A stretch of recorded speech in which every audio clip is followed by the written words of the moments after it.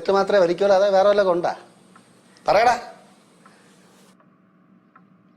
നീയേ കണ്ടവന്റെ മുമ്പേ കൈതിട്ടണ്ട, തെണ്ടി എരന്ന് വലിക്കണ്ട. എന്നാ വലിയടാ. തീരുമ്പോ അച്ഛൻ വാങ്ങിച്ചു തരാം. ഈ അച്ഛൻ എന്ന് പറയണ ഈ ഓച്ച ഉണ്ടല്ലോ കോന്തായി, ഞാൻ വാങ്ങിച്ചു തരാം. എന്നാ വലിയടാ. വലിച്ചേനെ, പക്ഷേ ഇതെന്റെ ബ്രാൻഡ് അല്ല.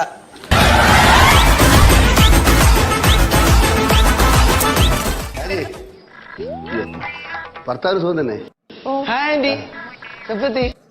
മോൻ ഇവിടെ ഉണ്ടായിരുന്നോ? വേറെ എവിടെ പോവാ, ഇവിടെ തന്നെ ഉണ്ട് എപ്പോഴും. അല്ല അച്ഛൻ, ഞാൻ എപ്പോഴും ഇവിടെ തന്നെ.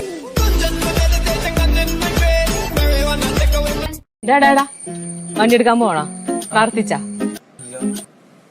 പ്രാർത്ഥിച്ചിട്ടുണ്ടോ വണ്ടി എടുക്കാൻ? 100 പ്രാവശ്യം പറഞ്ഞിട്ടുണ്ടോ വിഷ്ണു നിന്റെ അടുത്ത്? എന്തോരം വണ്ടി എന്നറിയാമോ റോഡിലൊക്കെ? വണ്ടിയുടെ ബഹളമാണ്. പ്രാർത്ഥിച്ച് വണ്ടി എടുത്ത വണ്ടി അവിടെ ഇവിടെ തട്ടിയ മുട്ടിയൊന്നുമില്ല. പ്രാർത്ഥിക്ക്. അപ്പൊ എതിരെ വരുന്ന വണ്ടിക്കാരനും പ്രാർത്ഥിക്കാതെ വണ്ടി എടുത്ത് നമ്മുടെ വണ്ടി ഒന്ന് തട്ടിയ